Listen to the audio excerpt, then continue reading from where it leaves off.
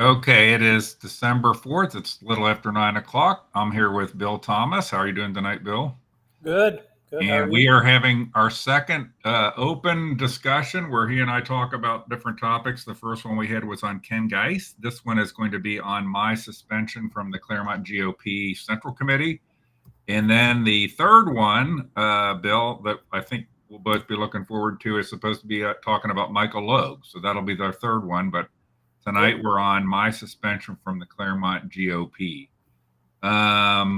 So I don't know where we want to get into it. This is, again, for anybody watching or that watches it after the fact, just kind of an open ended discussion on this. I had sent a note beforehand this afternoon to Bill, but we haven't talked about it. Is one of the things I think would be a good quick background, Bill, is you and I have a long history of contention, including multiple times where I was being impeached in the Union Township Central Committee. And that kind of then goes forward into what happened in the Clermont GOP. But maybe just a few words on that would get us kicked off on just kind of the history of me being a pain in the ass, putting stuff on Facebook, it pissing people off, and how that has been an ongoing festering sore within the Republican circles in Claremont County. So, when your suspension was brought up, and we'll get into more detail on that, but historically, I have been always on the side of you as an executive with Union Township. The conduct online was inappropriate, not conducive of a member of the Central Committee. For example, I have taken the position against the current Central Committee. I write about it, write negatively about it. I talk about how rhinoistic, if that we'll make a term up, that it's become. But I made the decision to separate myself from the Central Committee because I knew I was going to take that position to be in opposition to the Central Committee. I feel that if I'm going to be part of an organization, I shouldn't trash it. If the organization is going to be something I'm going to trash, I should separate myself from it. So in the beginning, when I first joined, it was like reading your site was like, this is the worst organization in the world, and the elected officials are terrible. And so I was against you posting against our organization as being members, and that is why I justified the removal of you as an executive with Union Township. Plus all the things that have been coordinated with, ties to Linda Fraley and some of the other elected officials in the county that really despise you. It turned into, from doing the right thing to remove Chris, into a hatred for Chris. And I've talked about this manufactured hate towards you, and I see it now that I'm where I'm at. I see it in fellow people that I've been close to that are on Central Committee that I may call a friend. But I've had these discussions with them. I said, if you really step out of your desire to see Chris suspended, see Chris thrown under a bus, whatever you want, what has Chris really done but call out some of the really horrible things that have happened in our county with elected officials and the ineffectiveness of the Central Committee? And everybody goes back to, well, he just writes bad stuff online. Okay, so Chris, you write bad stuff online. We both agree on that. We don't need to debate that. You write things online that people don't like. Okay, but this suspension had nothing to do with that. And it was relayed to the Central Committee that night that we took a vote that is why you were being suspended for your conduct over the years, quote unquote, treason to the party.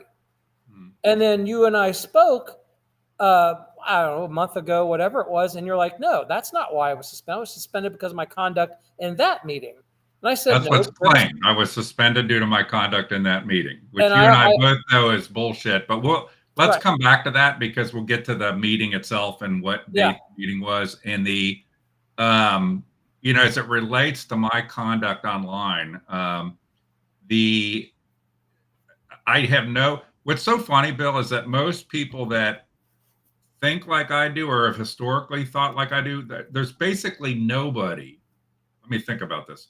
Nobody that comes to me and says, I like what you do and I like the way you do it. Okay. The normal thing to me is I agree with what you're saying. Okay.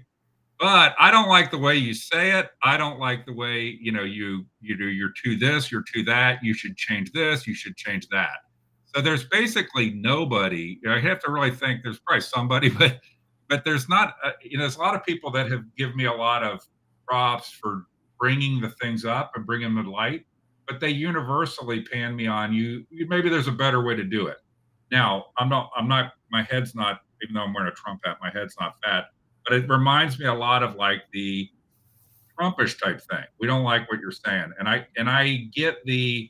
What's so funny about your and my relationship is what you just brought up about the do thing, trashing the organization online or bringing up its dirty laundry online is what I think I've done a lot of.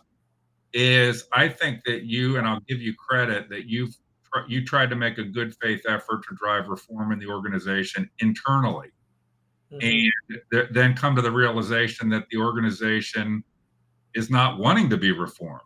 They might be Right. wanting to play people to believe that they're make you think they are going to want reform, but in real life they don't. So I totally get the people not liking.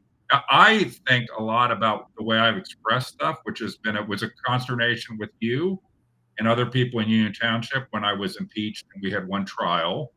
I was impeached multiple times. We had one trial. Um, you know, and I think, I kind of put it in the ilk. I have this catch 22 is I don't know a way. On the one hand, I don't know that the way I express myself, I always tell my people, don't be like me. I'm not a good way to be. But I also tell them, like, I don't think the issues would be being surfaced without somebody pounding it as hard as I do because the system is so push it down, like tamp it down, hide it. So anyway, so you and I had a lot of disagreements, and to this day, I don't mind people telling me they don't like. The thing I pride myself in, and the things I put online, is that I have the receipts for the things that I put online. I'm very careful about what I put online. I don't know if I ever told you the only retraction I ever made of something online is I made a mistake in a post about John Becker where he was in a radio interview and he said some completely asinine stuff in the radio interview. I remember that. Very Yeah. long interview, and at the end he corrected himself, and I had not, to be honest, I had not listened to the whole interview. What about the Tucolby son retraction? I Did never you took it down. I never took anything down. Oh, you left that up? Okay. No, I no, knew no, no, no, no. Yeah, you had no. posted And I something. still think to this day, Joe Tucolby was somehow involved with the Mark Ritter thing, and but I never took. I don't believe I ever took anything down. Okay. So I didn't post any more on it, but that's a whole different discussion. We can do a different discussion. That could be maybe we have a Mark Tucolby topic coming up, but you're reminding me of the Yeah. Joe Tucolby, his son. I won't forget to do that. Yeah, don't forget that because we can come back to that. So there's been a long history of me driving people crazy by my Facebook page. I also think historically, and this you probably were aware of this, but it's also before you in the committee a little bit, is there was a tendency to have, which doesn't really seem to exist anymore, anonymous things happen within the Clermont GOP, mailings, letters, email accounts, hit jobs that were done by anonymous. And that really doesn't seem to happen. I'm sure it happens, but it doesn't happen nearly as much anymore because I do all that thing. But the funny part is I do the quote unquote hateful stuff that people would do anonymously. Mm-hmm. I just do it under my own name. And I still remember, not to go on a tangent, but the dirty dossier on me that was done by Kyle Kirker, where Kyle was being my buddy. Well, then he was working under a fake, email account distributing stuff against me. So any event, so let's move up to 2023, and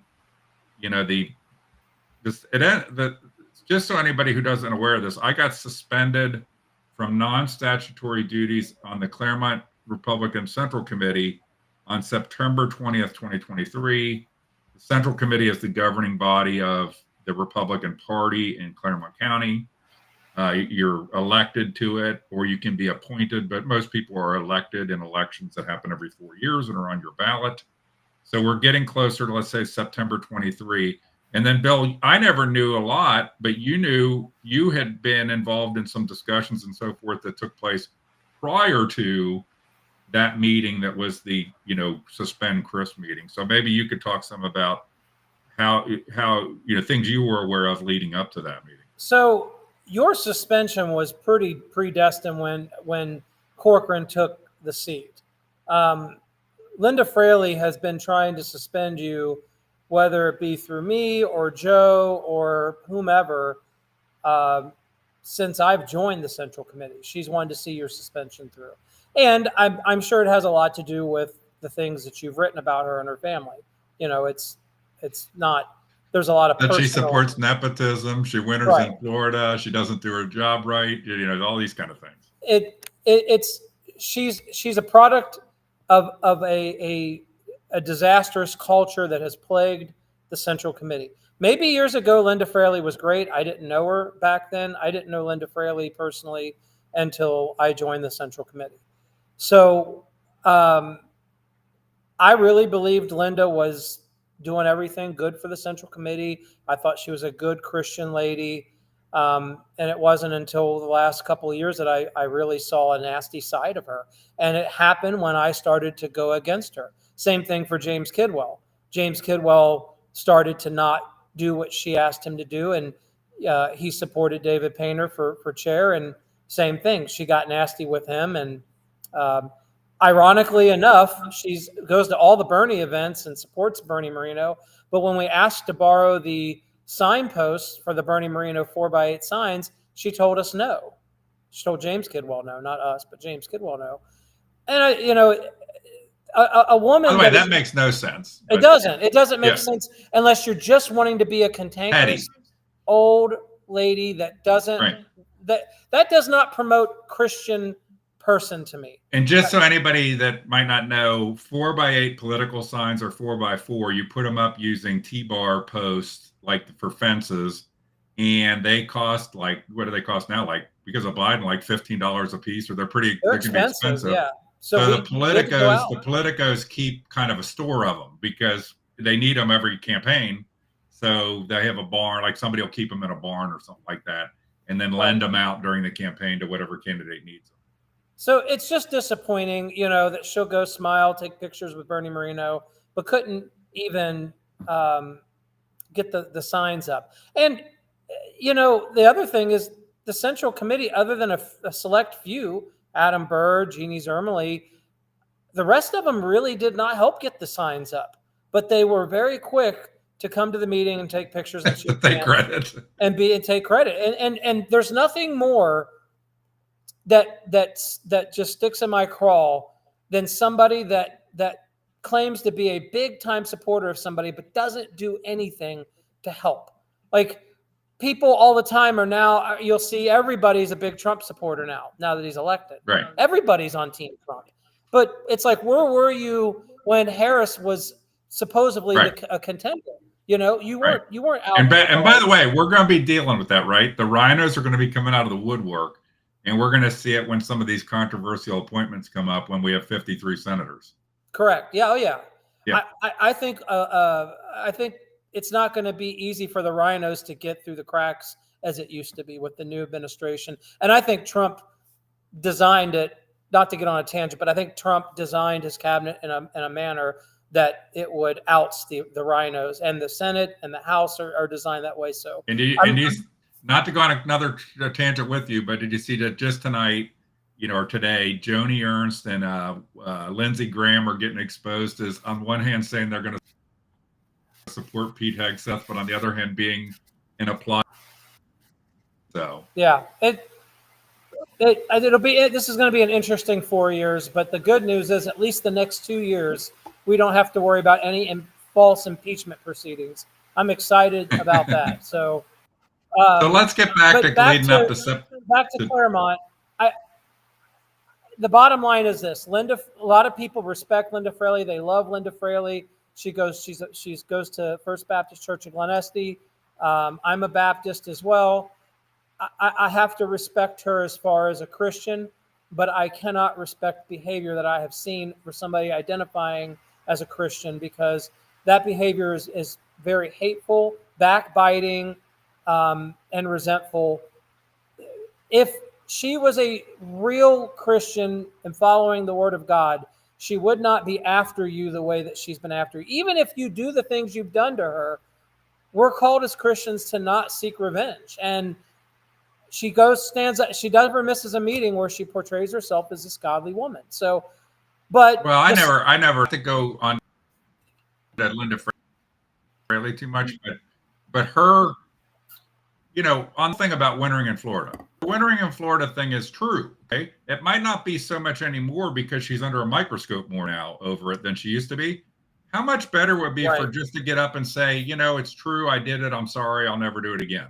But none of these, you and I've talked about these, none of these political people can ever admit they did something wrong, and they just double down. But so Linda Fraley's always wanted to get me. That's no shock to me. Right. Linda Well, Fraley, and to kind of reinforce this real quick, somebody once asked me what happened to David Jubal, and this is relevant to our conversation. Okay. They asked me what happened to David Jubal. I like David Jubal personally. I had no problems personally with David Jubal. I met with him and gave him advice on several occasions. But David Jubal's problem was his pride. That and I can say that for every politician. David Painter has the same issue. Even Cramig. Okay, you're banging your assistant. You can't stop when you get caught and you get a free get out of jail free card. You still can't control yourself. Right. So. These politicians have got elected officials. I think the world of David Painter. I know you're not a fan of his. I like David Painter. I do. But he has a pride issue. And I would say, I'm saying it to him because I know he watches this. It's me saying it to his face. You could be so much better as an elected official to just sometimes just say, you know what, I was wrong. I goofed up. It's the whole thing like with Joe when all that stuff, when Joe was running against Gene. Sure, Dill. Yes, yeah. He asked me, what's your advice? Because they did this whole dossier on him because they wanted to shove Gene up and be the endorsed candidate at the ORP, but the ORP endorsed Joe.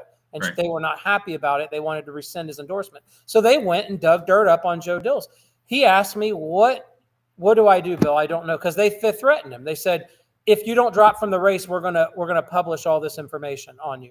They gave him that phone call. The Jay Edwards and I call him the Jane Timken Gestapo up there. They're all tied into householder. I told Joe, I said, dude, own it. Just don't try to justify anything. Even if you don't feel wrong, just say, you know what, this is what happened. I shouldn't have done that. Blah blah blah. Own it, and he did. He did. You cannot. The one thing you have to say for Joe is he went on the radio stations. Everywhere he did own anything that surfaced about him. He never once tried to justify it. So back to getting to the 20th. From you and me talking about this, and other people, it's not just you, okay? And you are aware of that.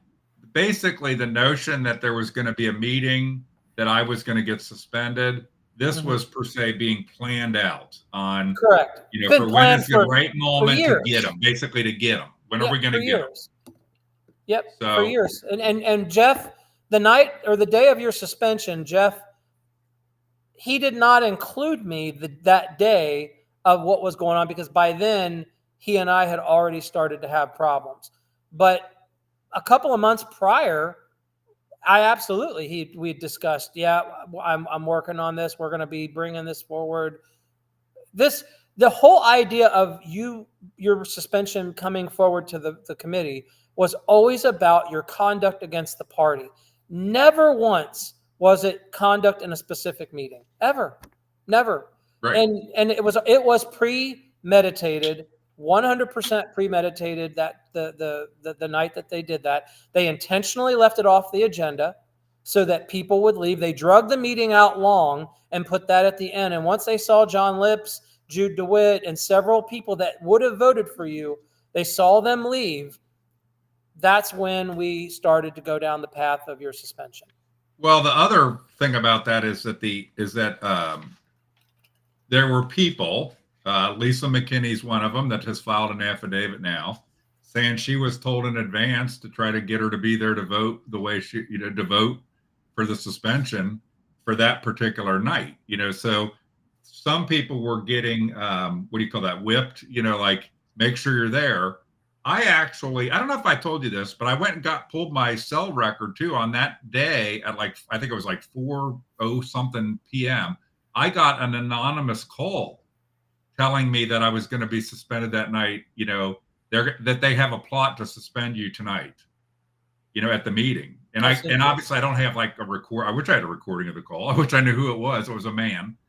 But I have the record in my phone log of an anonymous call coming on my cell phone, of that particular night. So it was planned for a long time. It was always on the thing, which the funny thing is it's always on the obvious thing that I was doing that was causing the consternation and I would put it this way, to put it simpler, I put the dirty laundry out there, right?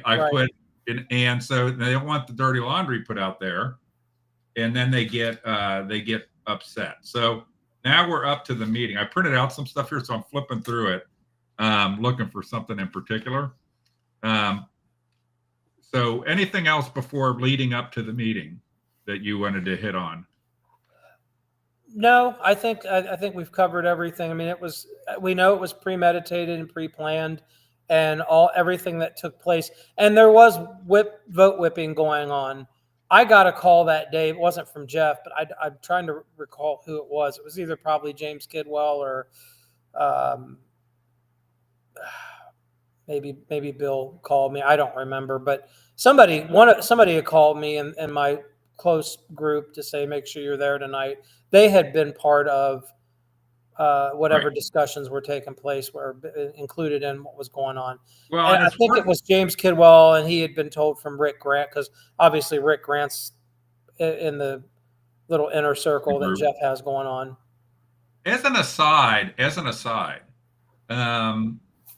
they maintained at the meeting that a 2/3 vote requirement was necessary for suspending me.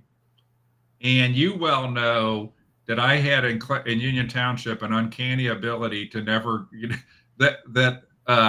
to always have more than a third. It might have been, I think the one thing you say, I never did the math, but at the trial, it might have been one vote. Had Jackie Block been at that meeting, it would have went through. So by the way, as a side note, those things were not to suspend me from the committee in Union Township when you were involved. Those were to remove me as being the executive of Union Township. I still would have been on the committee. It wouldn't affect my suspension, though, is affecting my ability to vote and speak or make motions or at the committee. Yeah, this is way more drastic. This is so. Just as an aside, because that's what I want to look at, is in the meeting, which there's audio of the meeting. Okay, and this is what Linda Fraley said. And to your point of it was always about the stuff online, right? It's always about the stuff online. And so Linda Fraley says, now people, you got to listen to what he is doing. And we have no problem with him talking in the inaudible of these four walls. But he is going out to Democrats, to everybody. We're about family. You're about family values and everything. What he says in this room wouldn't bother me. But when you're out there on email, that's out there forever. Okay. So that was in the meeting what Linda Fraley said. I remember her speech. Yep. And Michael Logue, just because this is a good one too, he goes out there. This is Michael Logue talking about me. He goes out there and he represents what he's saying. He's Clermont County. He's speaking for everyone's voice in here. And he is going all across Ohio and getting in Republican spaces and trying to say that he is the biggest Republican there ever was, while he is suing Republicans. Okay. My point on a few of those things is, well, as an aside, I don't think I've ever gone out. You'd have to really not be following if you thought my Facebook page was meant to be some representation of the Clermont County Republican Party, or that I'm representing, that I speak for them or something. But any event, so in the meeting, there was never this idea that it was anything but my social media that was the issue. In fact, I can flip back in here. In the meeting, there was a report put up on screen, which you might remember. And Mike Logue's $40,000 sugar daddy. Yeah, by Jeff Corcoran, and he says, a member of the Central Committee, Mr. Hicks, has taken actions that to make social media posts that have harmed the good name of the Clermont County Republican Party and its members. Okay, and then if you remember, the two things he highlighted up on a TV screen was calling out Michael Logue's campaign contributor, I can't even remember his name, and calling out why don't the Democrats ever run candidates in a lot of the races in Clermont County. What's funny is I actually know Dr. Height. Okay. And it's just crazy that he's donated that kind of money. Which that'll be a good topic for our next thing is just Michael Logue. Okay. Yeah. Like for that. So that's the meeting is the meeting was all on that. There was a vote. Ultimately. There's no chance that anybody in that room was voting on your conduct in the meeting. The entire discussion was around your social media presence and footprint against the committee. So I don't know how it ever. I think what happened is that was the intent of the suspension. And I think they realized that was not following Robert's rules of order. And they changed the narrative after the fact. That's what I think has happened. I concur completely. So what happened was I had by the way, I'm going to come back to that. I just want to say something else. This is a Jeff Corcoran from the meeting. This is from his testimony on January 31st in 2024. He said, I know there were a large number of allegations in the report that I provided, which became the stimulus for the motion to discipline you.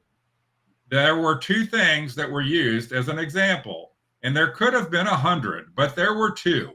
Those were you taunting the Democrats to run candidates against our Republican candidates. And the second part of that was you mocking and ridiculing Republican donors. But once the discussion started, there were 10, 20, 30 other allegations made by members.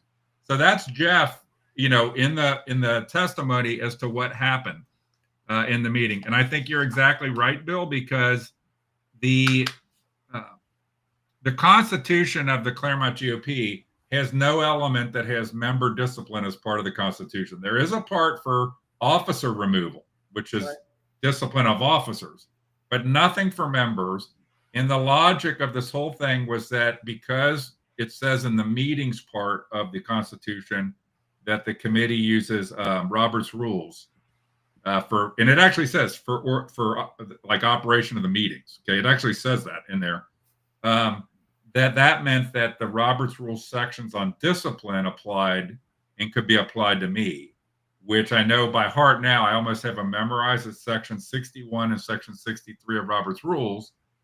And if the offense that the member is alleged to have committed, what happened outside of a meeting, it requires, and you might remember this from Union Township, it requires preferred charges, meaning in writing. Mm-hmm. It requires a trial, okay?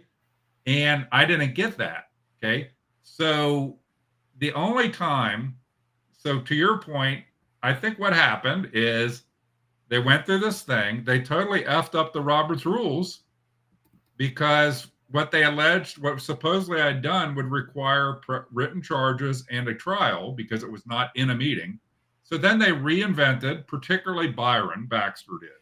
The whole narrative is that I did something so egregious in the meeting that I was real-time disciplined because Robert's Rules does allow that if a person were out of control in a meeting, you can take disciplinary action in the meeting real-time with no trial and no ability to call witnesses or anything like that. So they kind of reinvented the whole narrative that I had done something in the meeting. Right. Which I truly appreciated when you and I were talking about this is like of you saying the notion that I did something in the meeting that was so egregious that I would be suspended. I didn't do it.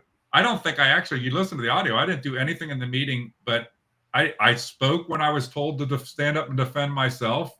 I sat down when I was told to sit down. I left the building when I was told to leave the building. There was nothing I did that was some egregious behavior on my part in that meeting.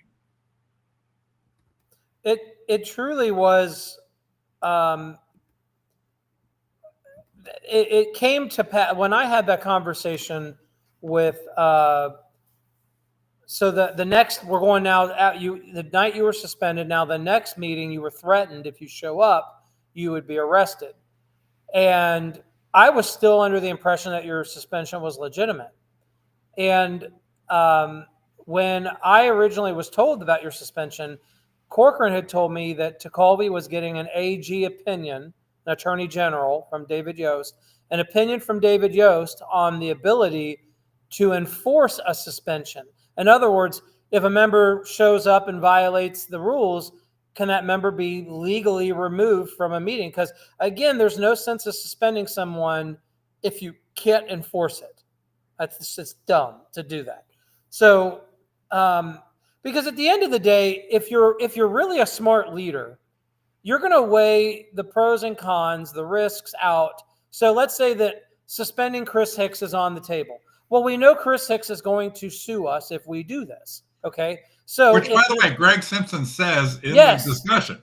Yeah, he does. Right. Greg Simpson, the former chair, even admits Dennis Cooper and I would never do it because we didn't have really the validity to do it or any standing or grounds to do it based on our Constitution. So it was, and Greg actually spoke against doing the process. He was against us voting on it because he felt that it wasn't legit. And that's crazy to me because you and Greg Simpson have a more history than you and I have. He probably voted against it. So I look at this whole thing and I just said, all right, I put Steve Leahy and Jeff Corcoran on a conference call. We were on the call for 45 minutes because Jeff called me that day and said, Steve will not remove Chris from a meeting. He will not enforce it, and no one else will. So in other words, Village of Batavia is not going to enforce it. Steve Leahy and I said to Jeff, I said, you were supposed to have all of that done, like AG opinion. Figured You're out. supposed to have looked into it. He says, well, I was told by Tekulve that I was getting that done. So he threw Tekulve under the bus. So I put Leahy on the phone, and Steve said, I'm not doing anything without something from the Attorney General saying that we have the authority to do that. It's legal to do because it was such a gray, unprecedented thing that was being requested. He's like, I'm not doing that because I don't believe it clearly is violating something that we can enforce because you're still technically a member of the Republican Party because you're elected. So you can't be removed off the grounds because the people voted you to be there. So there was a lot of conflicting information. We spent 45 minutes on that call. I kind of ran Steve pretty hard. I'm like, really, dude, just do your job. Like, can't you do your job and just do it? Like, I actually argued with Steve into the effect that, hey, you're supposed to if somebody's trespassing, you're supposed to deal with them. Thankfully, Steve was smart enough to know not to do it because he would be in this lawsuit now too. I'm sure that he, at some point in that conversation, I would guess that he said it's Batavia Village's jurisdiction. Because that's what he said to me too, is that, because the meetings take place in Batavia Village, which has its own police department. He did bring that up, yes. In theory, the sheriff could arrest somebody anywhere Correct. in the county, but he can always say like, well, that's Union Townships or Miami Townships, or, they are the ones that have the responsibility there. But technically they have to, if they are called, doesn't matter where it is in the county, if they are called, they have to respond. So what's funny when you say about this 45-minute call, which I didn't know about till you mentioned something about it yesterday or a couple of days ago when we were talking about something. I didn't know about it. And Leahy had sent an email that I did have because of a record request, or I might have been copied on or whatever, that was effectively asking Tekulve to get an AG opinion. Mm-hmm. And just so anybody might be confused by what we're talking about, so that the sense was that by the way, if you went off in a meeting, if you went nuts in a meeting, whether you were a member or not, it's actually a crime called disrupting a lawful meeting. So you can be arrested if you go off in a meeting. So if you went off in a commissioner meeting or something like that, you would be arrested for disturbing a lawful meeting. Okay. But a member, if you just sit there quietly, you're not disturbing a lawful meeting, right? So you're not doing anything that's disturbing the meeting. So the sense was to get me arrested for trespass, that I was not allowed to be there, that I had been told not to be there. And just so I learned a lot about trespass as part of this. So trespass, you're not. If I said get off my property, and you don't get off my property, that's trespass. That's why people, for example, that maybe during COVID wouldn't wear masks or whatever, were told to leave, and if they wouldn't, they get arrested for trespass, not for leaving, not wearing a mask. That's why those Governor DeWine's idiotic edicts were never challenged in court, because they always arrested people for other things than the mask mandate. Okay, so trespass though has the actual wording of the trespass statute is along the lines of that you don't have privilege to be there. Okay, let's say you were divorced and you had child custody, and a parent was allowed to come pick up the kid, okay, at the house of, say, the spouse. Let's say the wife had more custody and the dad's coming to pick up the kid. The wife can't say you're trespassing coming onto the property because you have privilege to be there to pick up the kid, okay? And so by the virtue that I have been elected to the Central Committee, okay, I have privilege to be at the meetings of this kind of how that goes. I don't believe just a background on it. I don't believe. So that was the AG opinion needed. That was the AG opinion needed. Was I trespassing? I don't believe, Chris. I don't believe. I don't believe that the Central Committee meetings qualify as a lawful meeting. They're a private organization in that moment. No, now, if we're disrupting a lawful meeting, can be anybody. You could go into the American Legion and disrupt their meeting, and that's disrupting a lawful meeting. Even as a member of the Central Committee? If you went off, okay, let's say that contrary to what actually happened on September 20th, my response was to start throwing chairs, and knocking over the table and stuff like that. Is so I still have privilege to be there. I'm not trespassing. I see. Right. I mean, if you're getting ready to cause physical harm or anything, apparently physical harm's not a reason, because Trish Lambeck's still a member. So I mean that it's still kind of contradicting. One of the biggest issues with the trespass thing was, and that's why I flipped to it, is there was no motion, and you'd be aware of this from Union Township. There was no preferred charges, meaning written charges. There was never a motion as to what I had done. And just so everybody knows, the process in Robert's Rules follows the same basic process of the justice system. Would be you get charged and you get arraigned and you know what the charges are. Okay. Then you get time to prepare a defense. You do your defense. You get found guilty or innocent. And if you're found, those things are separate decisions, separate steps. Well, there was never a motion as to what I had done wrong. Okay. But there was a motion from Dennis Ecklinger that said, I move that we impose an indefinite suspension on all non-statutory rights of membership of Mr. Hicks. And then the note I got from Corcoran the next day said, last night the RCC voted an indefinite suspension for all non-statutory rights of Mr. Hicks. The problem is that there's lots of statutory rights of a committeeman that happen all the time in meetings. One of them, the next meeting when they tried to arrest me, if you remember, Bill, the meeting took place up through appointments, which is governed by revised code 37-1505, I think. Okay, appointments of members. Okay, I got the vote on appointments of members. It was after that. Okay. And it's actually in the minutes. Chairman Corcoran announced all business on this evening's agenda. This is October 18th. Related to Ohio Revised Code has been concluded. The chair asked Mr. Hicks to leave at this time. Okay, and I wouldn't leave. And so the point is, there's at least a dozen different things in statute that are rights of committeemen. Okay, appointments is one. The petition, you're aware of this. Whether we use 2L or 2M petition for Central Committee races, whether the term is 2 or 4 years, those are all things in statute that members of the Central Committee get to vote on. And so after the meeting, another thing like redefining what actually happened, that it was something I did in the meeting versus my social media. The other thing what happened is that Jeff Corcoran, and in particular, substituted the word sovereign for statutory. That I Right. was suspended from sovereign rights, which is a court statement, and the only sovereign function that has ever been recognized in case law is the appointment of a replacement county official, like what happened with Pat Monger and Jeremy Evans. So that's just Corcoran. They screwed up on the Roberts Rules of Order procedure. They also screwed up on the motion, okay?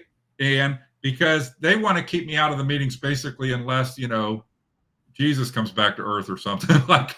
And so they created a vagueness in the whole thing as to what exactly is going on. And as you're aware, like Ed Carter and I tried to make motions to change the petition format, and Jeff wouldn't allow that to happen in another meeting because he knew it gets into that area of what's a statutory right. And so, any event, that's a long. Well, so when I put together your removal, we followed the process. Andy was the acting chair at the time because he was the vice chair. So Andy Capel, the current UT executive. He took the time to learn the process. He didn't know it. He told me, he says, I'm going to have to research this and figure out how to do this. And we followed it by the book. I've got my document here. I'm not reading the entire thing. I'm going to summarize it. Just so Jeff Corcoran knows how this is supposed to be done, you're supposed to spend time and actually build up what the charges are. So when I did yours, Chris, I spent hours researching and putting together a document. Right. Like a 35-page document. I had count 1 and I had referencing exhibit 1. So I had the counts of the charges. I had the exhibits of that I was referencing. This was any officer of the UTRCC may be removed, blah, blah, blah. I referenced something that was actually in the Constitution, and then I put a narrative. I said, I will present evidence that Mr. Hicks, proprietor of Facebook page Hicks Watchdog, where he states his position as the Republican Party executive for Union Township, the largest township, Clermont County, has violated to uphold our Constitution, has spoken against principles established and exercised by the First Amendment of the United States of the Constitution of the United States. Okay. Then I went, what is just cause? Just cause is stated by the adopted Constitution, any violation of oath of office. And I went into that. That is given, and that is how you are supposed to do well, this. You were following a process, and you were also following, so there was generally speaking, people try to follow a kind of decorum operational process of Robert's Rules, okay? But you were following specifically what was in the Constitution for the Union Township Republican Central Committee. Right. It was in there. What are the steps to remove an officer?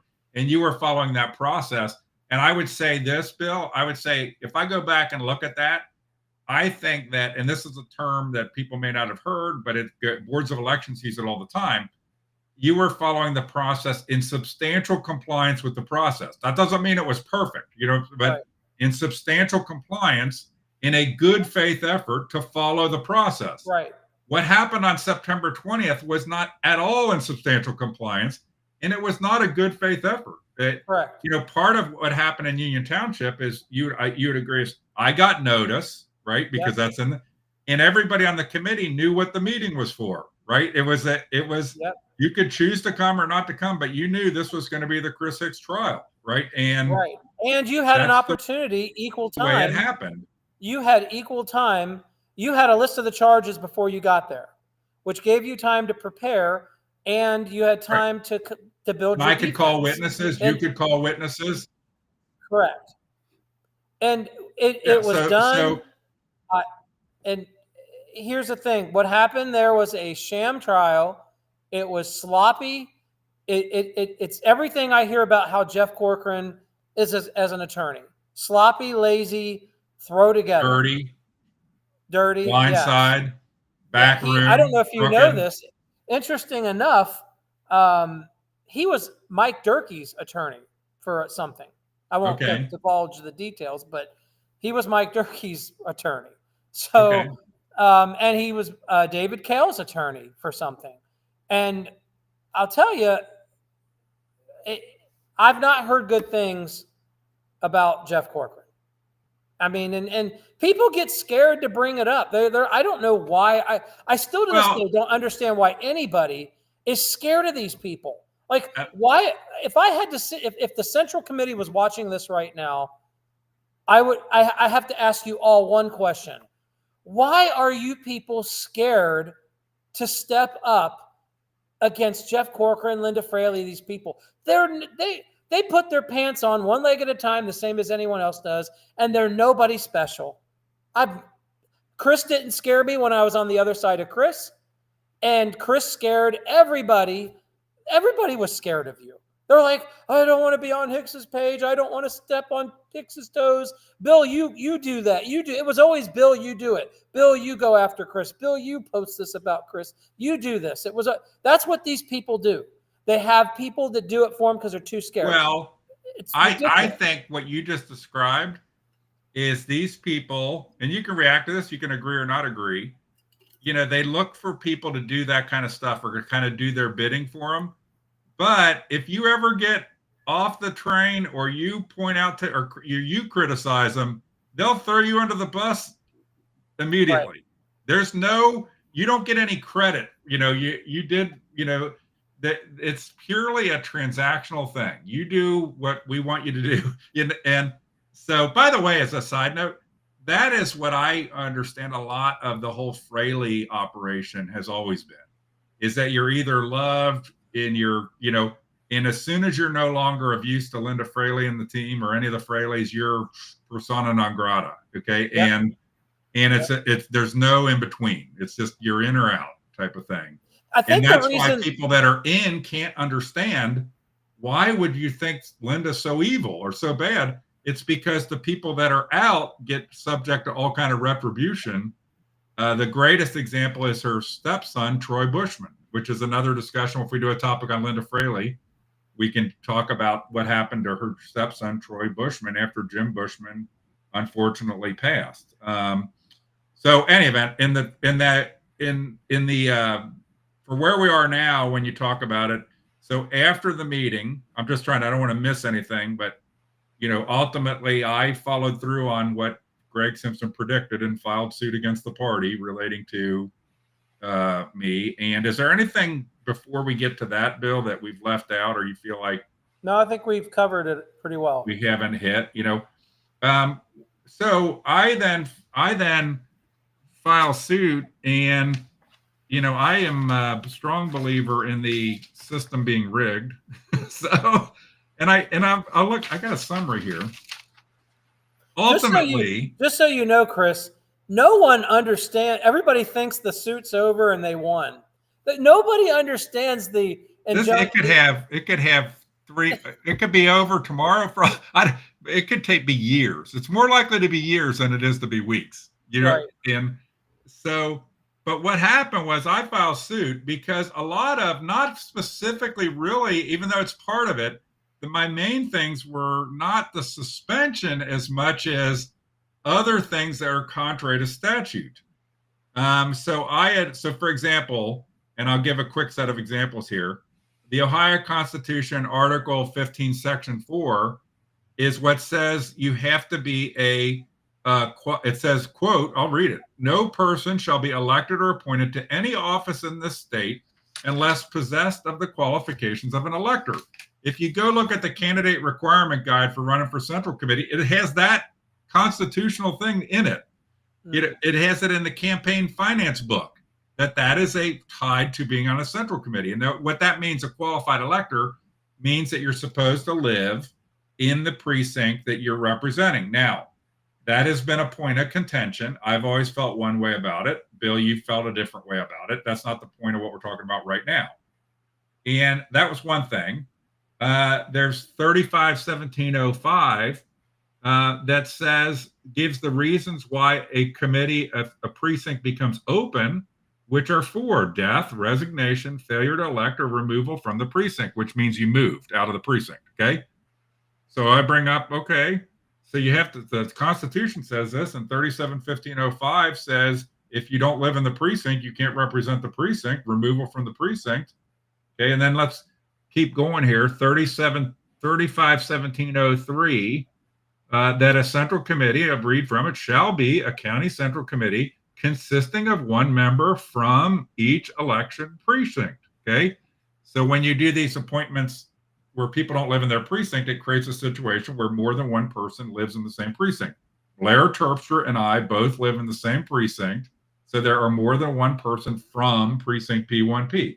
Notice it doesn't say representing, it says from. Okay. And what I read. And then, so those are three of them. What the bizarre thing that happened was the trial court basically said none of the statutes matter. And then I appealed on a preliminary injunction, which people might know. It's like the pregame. We're in the pregame still. I appeal that to the appeals court, and they basically say exactly the same thing. None of these statutes, you don't have to follow any of them, okay, as written. And I'm just like, what in the hell is going on? Do you know why they're doing that, though? I know. I think I know why they're saying that. Why? So this goes back to the discussions I had with the ORP. What's his name? The guy that was, because this went before Alex Trinafilu and all of them to make a decision. And I had, so this is a separate thing that happened separate from my suspension. Correct. Was when because I have twice tried prior to any suspension, I've twice tried to bring forward this issue of people not living in precincts they were representing. Go ahead. The opposing side of this is this. Those statutes apply in the statutory sense of the term central committee member. So if you were to take a central committee person, you could divide them right and down the middle. To the left is the statutory side of the central committee member. To the right is the private organization central committee member. They're completely two separate entities, one individual. If you live in the wrong precinct, but you're representing someone else's precinct, you absolutely cannot have any statutory obligation. You can't fulfill any statutory obligation on behalf of that precinct. If you go by that, then this other half, they're just members of the private organization serving under the private organization. So when I debated this with the people at the ORP that were advising Alex, I forgot the guy's name. He was like the legal person for the ORP. Okay. That's what I said to him. I said, you have to separate this and understand that there's two sides of a member. We absolutely should never, me, if I'm in X, but I live in A, should never, ever vote on the appointment of an elected official because that is statutory obligation. So I'm not meaning to go down a rabbit hole, sure. But how about voting on an appointment? Because the statute specifically gives the right to vote on appointments to central committee members in the statutes. I also said that was part of it. I said the elected body are the only people that can appoint others. Therefore, the people that were elected to the central committee are the only ones that should be voting on appointments because appointees are not technically elected members and they shouldn't be. The caveat to that was that an elected body does an appointment, that appointment becomes an elected official. In other words, in a school board, the elected school board members vote on someone that they now become an appointed full official. But the person that gets appointed, not that this is a rabbit hole, but we can come back from, the person that gets appointed has to meet the qualifications of office to be able to have been elected. That's true of any appointment in Ohio. You can't, for example, appoint somebody to a school board that's doesn't live in the school district. But the point is, on all this, is that there were a bunch of issues I was raising because of this. Right. That basically the courts at this point have said you can do whatever you want. Like you don't have to follow any of the written statutes effectively, which to me is crazy. We will see where it ends up over time. I have no idea where it'll end up. It will absolutely. That's why anybody that thinks it's almost over has to have their head examined, because anybody that knows me knows that I will appeal it up through the system and to the Supreme Court. And the catch-22 is, now the argument is that the governing documents don't matter either. So you don't have to follow the written statutes and you don't have to follow your governing documents. And then what happens? Like you don't have to do anything. It can just be a free for all. And remember, as much as we could talk about private, this kind of thing, central committees only exist because they're required to exist by statute. The people are originally elected to them in a government paid for election. It's not like just some, club, your Friends of Liberty or my Western Clermont Republican Club. There's no ambiguity that those are purely private shit we're just doing, right? The Right. government isn't sponsored. We're not, the government's not having, doing stuff. The only campaign finance reporting. But beyond that, they don't,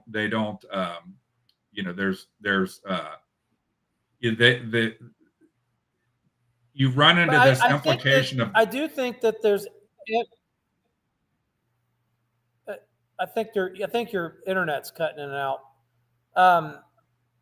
I think there's ambiguity in the law, the way it's written. And then Gene Schmidt tried to modify the law and threw it in a budget bill, which was insane to me. And it got denied, it got thrown out. But the law is a little vague on this. But I think it could go either way. It's a very debatable topic that, yes, all of those statutes you read absolutely apply. They apply to elected members. Me as an appointed member, I never can vote on leadership because the vote on leadership happens before I can be appointed. So I can't really have a say on who's the leader. Well, but we've elected leaders after that. And I don't think the appointed member should partake in that. I think that. I think the whole thing, what's funny is the case that I've brought, there's the issue of me being suspended in the governing documents. And I think the notion that the governing documents were complied with substantially or at all is ridiculous. But there's all kind of issues around this stuff. And if the end result becomes, the funny part is the end result will be, I win or something along those lines, something that's a win for me, overall. I mean, it's never going to be that simple. But the other thing is that we end up with a situation in which it's a free-for-all from now on. And people can just do whatever they want. And I pointed out that's already starting to happen. Other central committees are already appointing people out of precinct. So the problem is, I don't know if people know this, but like Hamilton County has something like 300 open Republican precinct committee seats. Yeah. More than the number that get elected. Franklin County and Cuyahoga County are the same way. You could just totally stack the committees. You follow what I'm saying, Bill? By filling up, I think Cuyahoga County has something like 600 open Republican committee seats because it's a liberal county and nobody runs for those seats. And so now party bosses, the funny part is the whole structure of these committees in Ohio was an attempt to prevent Tammany Hall type stuff happening, bosses running the political system.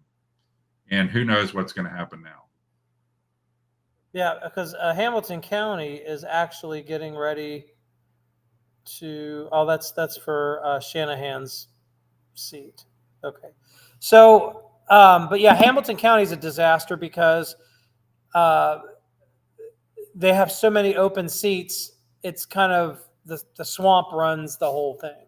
Well, but now imagine you could go in there. Let's say you and I moved to Hamilton County and we got on that committee. And then we found 300 people that all lived around us to get them to be in every precinct. Now we have total control when hardly any of those people were elected. So the point is, it's a mess. And I always felt in Clermont County, there is no reason. I've always been an advocate, as you should know, of there being an ad hoc or an at-large committee position that is not tied to an individual precinct.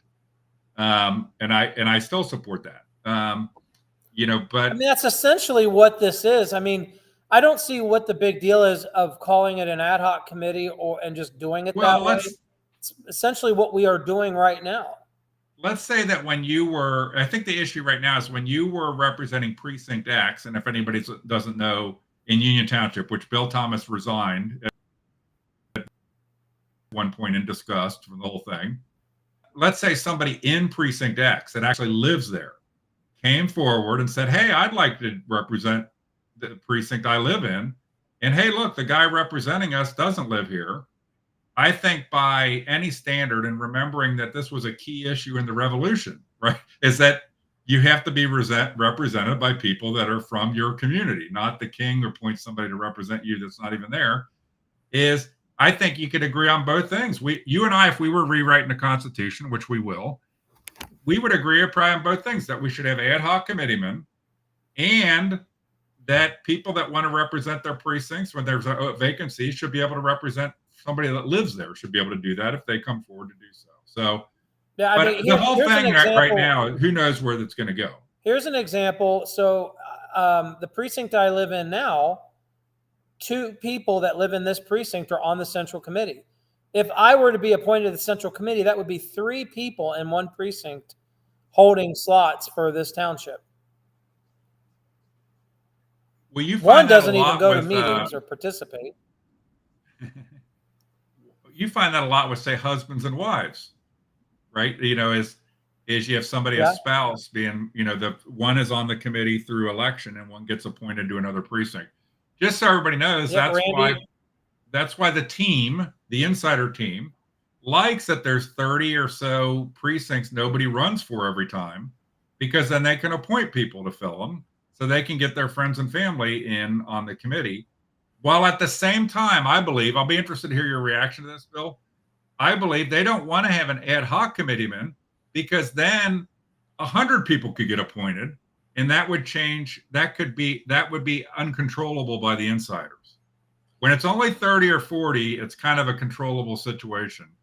But if you let there be, you know, 80 to 100, who knows what would happen to the Central Committee?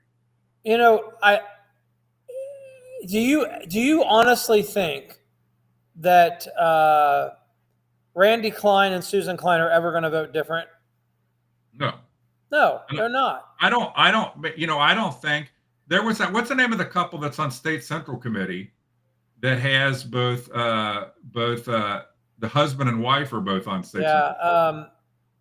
I know who you're talking about. But that's by the way, let's talk about goofy. The fact that in today's day and age, on State Central Committee, there's by edict, there has to be a woman and a man rep from every State Central Committee district, is a point.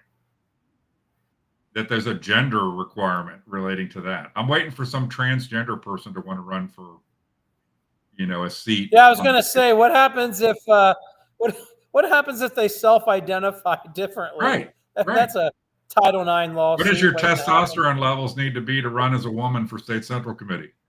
So how long do you have to be on the blockers and such? So any event, so we can, I don't know how much else there's to talk about with this, but I think the key points are, I've always pissed people off, including you, by the shit I put on Facebook. I probably still do, less over time with you at least, but yeah. And then you know, that's one thing. There's always been a desire to get me contained. You were part of that multiple times. This last thing was a desire to get me contained. The focus of the whole thing, by the transcripts, by the testimony and everything, other than Byron Baxter, was over my Facebook post. But the process followed was not at all consistent with Robert's rules. And it's questionable whether Robert's rules is even part of the governing documents in the manner it's being applied. Right. You brought this up. Neither Greg Simpson nor David Ubel ever pursued suspending. And frankly, I'm the only member, other than Jeff Corcoran now, right? Maybe Jeff Corcoran, but up until September 20th, the only time anybody had tried to suspend a member in the history that I know of the Clermont County GOP was me on that date. That was the first time ever somebody claimed that applied to a member. And the funny part is you can see it's already created chaos, right? Because now any given meeting, somebody can get, you know, and maybe Jeff, it'll be the next meeting. You know, as we wrap up here, I think one of the biggest, unethical, just horror, like the reason I don't want anything to do with it is the fact that you were suspended for your conduct in a meeting that you had no conduct in a meeting. Trish Lambeck has cussed at people, called people names, physically assaulted someone, and she's never once been even brought up to be suspended. And we know Jeff Corcoran's not going to do it because that's Trish Lambeck's, secret lover for the most part that we suspect, allegedly. But the deal is the other members are sitting there on their hands. So I can understand, I don't condone it because I think Jeff's an unethical piece of trash, but I can understand that Jeff's not bringing Trish. I mean, I would never guess that he would. But the fact is that the rest of the Central Committee members, all of you, because I know some of you like to secretly watch this, if you are on the Central Committee and you have been attending meetings and Trish Lambeck has been there since the thing has been over, the trial was set up. That Tammy Brinkman gave a written testimony that she witnessed Tina being assaulted. So there's no question. There's no question that Tina was assaulted. Tina had a concussion that was diagnosed as a concussion by a hospital. Medical records were never brought up in the trial. None of these things would ever happen in a normal trial. Witnesses, medical records. It happened if you and I were charged with this. If Chris even looked at somebody and they fell over, I caused you to have a whiplash. It would be a suspension because he caused somebody to have whiplash. The fact that somebody was physically assaulted and you Central Committee members, every single one of you, none of you are excluded. I don't care if I'm your friend or not. None of you are excluded. If you are sitting in those meetings and you do not bring this up, you are a coward. Okay? Read my lips. Yes, I said this, and I would say it to your face. You are a coward by sitting on your hands and not calling this out because it's atrocious behavior from a sitting chair to not call out that somebody is allowed to be on there while another member is suspended for not even near the conduct that was committed. It's wrong, it's unethical, and it's not what Republicans stand up for. You know who stands for that kind of behavior? Democrats. You're all Democrats. At this party, Bill, I say uniparty people. Because a lot of Uniparty, Republicans. whatever you want to call it. Uniparty. By the way, what's his face? What's the name of the guy, the InfoWars guy? Sorry, I was getting heated up. He got, just so you know, that it's a great example. The InfoWars guy, Alex Jones, he got canceled, right? Mm-hmm. And when he got canceled, nobody said anything, even though what was happening to him getting canceled was completely unjust. But everybody hated Alex Jones. So it was okay. We'll look the other way at due process and all that kind of stuff because everybody hates this guy. I'm like that. Everybody hates me, right? But the problem is Alex Jones got canceled. And within, I think, a year and a half, the president of the United States got canceled. Because as Dan Bongino says, liberals, and their like-minded allies, they end up eating their own. And they like to set the precedents using somebody hated, okay? So then they can now apply it to everybody. And at any point in time, we can get anybody. I think you even told me at one point in your discussions when you were still on more speaking terms with Jeff, when this was coming up, that he even, didn't you tell me that he even said to you that you and Kidwell, you could be up for suspension someday if you didn't, Yes, he absolutely alluded to if I didn't watch my tone and stop sending emails out without going through the proper channels. That's very rich of you, Jeff, to do it yourself, but call out other people's behavior. He said if I didn't stop, that I could be next. Right. And by the way, you see this a lot in the Central Committee too, is I think one of the things that is the worst kind of censorship is when fear creates self-censorship. And I believe a lot of people on the Central Committee today don't come to meetings because they've just tuned it out. But even those that come are afraid to say stuff because if you say something, it might be your last words, because if Ed Carter was to stand up in a meeting, he wouldn't even get past saying the word Jesus and people would start taking a side. I think that this is a joke, okay, but it'd be fun. I think that somebody should move to suspend Ed Carter. for his outrageous behavior in meetings. What's funny is I would be all for just making a mockery of the way Jeff is. It's like, just we don't like that Ed Carter says Jesus too much in the meetings, and we don't.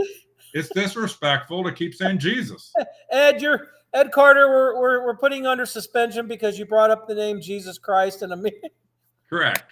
So Jesus is not a member of the committee. So any event. So all right. So I think one closing thought I wanted to have, Bill, on this is you mentioned Trish Lambeck, another great example. To me, one of the classic examples of somebody that does far worse than me, okay, is the chaplain, Greg Simpson. Oh, yeah. Greg Simpson is a lying sack of shit, okay? Should not be in any position of authority like on the State Horse Racing Commission. And everybody knows it. Everybody knows it, okay? But they never do anything to Greg Simpson because he's a reliable vote for whatever the hell the regime wants done. I mean, when Chris Stratton resigned, the committee again just sat on their hands. I'm sorry. It's just it. So Chris Stratton, the incoming sheriff, resigned from the committee because the swamp piece of shit committee promotes Greg Simpson, who lied left, right, and center to the sheriff's office when being interviewed about coming after my son and me. You know what we need to do? This is what we need to do. Apparently, Greg is doing some big work with a religious organization, going into prisons and we need to find this.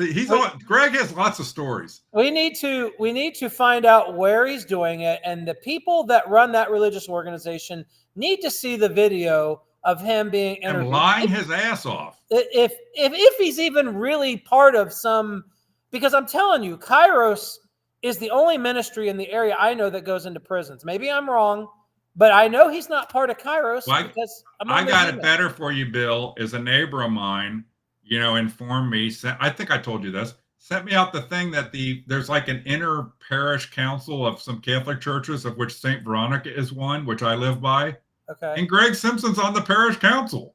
It's crazy. Not just for one. It's like for three. It's like for St. Veronica, St. Thomas More, and St. Andrews, is it, or whatever? And it's like, this is like this guy. So nobody in that damn meeting. And the point is, at least Trish Lambeck will put her head into it and start beating the hell out of people. I don't think Greg's going to do that. So what is the value of Greg Simpson other than he votes as told? You get what I'm saying? It's like, why would you defend this guy that everybody knows is just a serial liar? I don't know, Chris. I mean, somebody should motion for him to get suspended. I resigned from the committee for one reason. I cannot associate myself with a group of people that will allow this kind of behavior. Anybody sitting on that committee that claims to be Christian, then you believe the Word of God. And if you believe the Word of God clearly states that this type of behavior is supposed to be called out. I mean, yeah, it's a political organization, that's fine. But if you really feel convicted, then how can you sit and listen to a man pray over a meeting that has blatantly just lied? And it's okay if, let's say, Greg Simpson came to the committee and just said, you know what, committee, I did something really stupid. I lied and I shouldn't have done it. I ask for this committee to forgive me. You know what, Greg? Have at it. Pray over every meeting. I completely believe in reconciliation. If Jesse Kramig had come into the meeting after the first deal with Allison Kersker and said, I screwed up, it's on me, I'm never going to do it again, it's a personal matter, I'm going to work it out, people are inclined to want to forgive, okay? And give somebody another chance. There's not a lot of people, I might have said this to you, and I said it to a lot of people. If you have a kid that does something wrong, and when you're ready to, give them a talking to about it or to put penalty on them, okay? If they admit they did something wrong, take responsibility. Dad, I'm never going to do it again. I messed up. It's my fault. I take responsibility. It's real, real hard to keep beating them up, right? Right. Because when somebody admits, it's like a church. Somebody gets up there in front of your church and says, hell, I was a drug addict, a prostitute, a this, I did this, I robbed people, I did this. Your natural inclination is when somebody is transforming, you want to forgive them. But none of these people, Greg Simpson, Jesse Kremig, they will never stand up and say, I made a mistake. Could you imagine how powerful it would be if Jeff Corcoran would ever do that? Yeah, How disarming it would be to his opponents, but he can't do it. Right. So he just keeps digging the hole. A few weeks ago, our church had what we called open testimony, and they gave the floor to people that took the mic, and we actually had somebody say, I 3 months ago, I was addicted to drugs, and I've been clean ever since. I turned my life over to God. I mean, it's okay to make mistakes. I mean, I don't just sit here and claim to be sinless, but I can tell you one thing I do is I do go to the altar, I bow a knee, and I do reconcile with God if the things that are wrong in my life. I do that. And if I wrong somebody, I have no problem admitting to them I was wrong. I shouldn't have done that. It's okay to be wrong. It's okay to be a sinner. I shouldn't just rephrase. It's not okay, but it's understandable to be a sinner. Nobody's going to fault you for that. But the problem is the lack of reconciliation, which tells me there's a heart problem and your heart is not right. And people, well, it's a weak person that can't admit their mistakes. They're just, right? It's not a strong person that does that. It's a weak person that can't admit, because all of us screw up, right? Everybody screws up. And if you say you're a Christian and you know, people say like, well, Jesus died for our sins. Well, if you think you're, sinless, well, then you're making a mockery of Jesus, because he died for all of our sins, because we are all sinners. We all mess up. We all make mistakes. We do it every day. We're going to keep doing it. We're always on a journey to try to be, closer and better to the ideal, but we're all going to mess up. Unfortunately, that's just the way it is. And so I appreciate the conversation. I do want to point up here that Ed Carter did make a comment. Don't give them ideas about Coach Carter's suspension. I actually think it's a fantastic idea.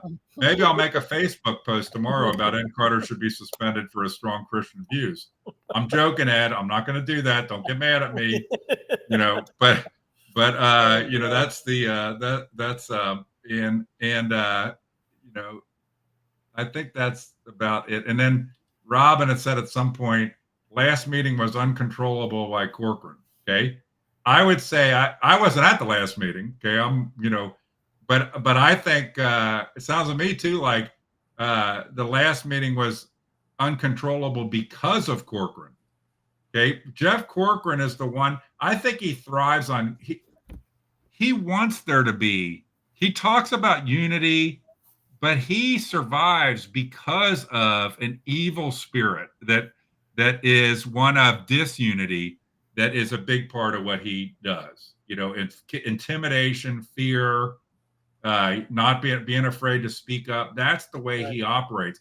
And by the way, I tell people, I think I'm probably the number one reason Jeff Corcoran is still in that position of Central Committee chair, because he is able to get people to focus their hatred of me to such that they don't take action against him. Think about this. The people are focused hate on somebody. How Christian is that? You know what the committee members used to tell me when I would you and I would just go banter back and forth, email after email after email. You would send something, I'd send something back. Then you'd send something, I'd send back. People would email me and say, look, just stop fighting with him. Just leave him alone. It's like, just don't reply back. Mostly Union Township people. And people got tired of it. But for whatever reason, people are not tired of this thing that Corcoran has with you. I don't know. You hit on a really good point. But not for David. By the way, David Ubel did not think I could be suspended. David Ubel, who was chair of the party, tried to get a protection order against me to keep me out of meetings. Right. Okay? And so the funny part is I think a lot of, and I'm openly, because I don't think these people can control themselves. The thing that creates me me from the standpoint of driving these people crazy is really them, because the way they react to me is what creates the slide into hell, because had they just, what's funny is, who told me one time that his strategy was to ignore me was John Becker, right? That it's best just to not get into back and forth with Chris because he will not let it go. He will wrestle the dog to the ground, and you and I were pretty good at wrestling each other to the ground back and forth. And now I'm glad we're doing these calls. And I look forward to the next one, which we'll talk about Michael Logue and some of the things we talked about here. But, and again, I appreciate people watching that watch this or watch it late at night or watch it the next day. But also, I appreciate, Bill, that we're creating a permanent record of some of these things. Yeah. So that somebody can go back later when the next Fastouche happens 2 years from now. I tell people, wouldn't you love if the technology had existed that you could go back and listen to people talking about Archie Wilson? That were there living at that time and then get moments at the time. So anything else you wanted to add on this topic before we call it a night? I think my closing statement's this. Members of the committee, you either need to step up or resign. I mean, don't be on a committee and just sit there and allow this kind of stuff to happen, because it really makes you look bad. It's an integrity problem. I really believe that anybody on the Central Committee that doesn't speak up, even if you just speak up and nothing happens, at least your conscience can be clear that you've at least addressed it to the committee. Everybody on that committee should go in the meeting minutes on record at minimum to say, I do not stand for what has happened. This is bias. If you don't at least go on record and acknowledge the problem, then you're part of the problem. That's all. Well, you've got, let's put my suspension over on one side. Okay. But let's take these obvious things of Trish Lamback. Yep. That Chris Stratton resigned because of Greg Simpson. Right. These things should be being talked about. The committee's never had a discussion about Jesse Kramig. Okay. It's another one. Right. That about what happened and how did we possibly endorse a person that people knew was up to no good. And, so there's lots of things that people can stand up on and can, just the way Jeff behaves, more people should stand up on and stand up. I know there's lots of people that don't come to the meetings, and they should come and they should get involved. And, you don't want to end up being I don't mean to sound as dramatic as, I visited Auschwitz once when in Poland. And the thing that floors me the most is that after the Russians liberated Auschwitz, the villagers all around Auschwitz acted like they had no clue anything was going on in Auschwitz. Had no clue. Okay. We didn't know anything bad was happening, and that's what a lot of these Central Committee members, I think, me putting stuff out, the things we're doing, the things you do, it gives them, they don't have an excuse for not knowing, right? They all know that Greg Simpson is a liar to the sheriff's office, and Chris Stratton resigned over it, right? And so they know that. They know it, okay? They can't say they didn't know it. And the question is, if you're on a committee, pick something to stand up on. And even if it's getting rid of Ed Carter because of his strongly professed Jesus beliefs, stand up for something. That was a joke, Ed. Don't get mad at me. Robin, standing up to me. So in the last meeting, they did stand up and kind of back Louisa. I wasn't there, but I've had many people tell me about the meeting. Yeah, they did have Louisa's back, but the component that's missing, what I mean by stand up, that means stand up, have the floor, and call out the behavior on record, because there has to be a record on the meeting minutes, and there should be documentation that, let's just say, Barry Cole, you stand up and you say, I want to be on record to say that Greg Simpson lied, and I don't believe he should be praying over meetings until he reconciles that. Right. That should be in the meeting. That we should make every effort we can to not have Chris Stratton resign. How about that one? It has nothing to do with Chris Hicks.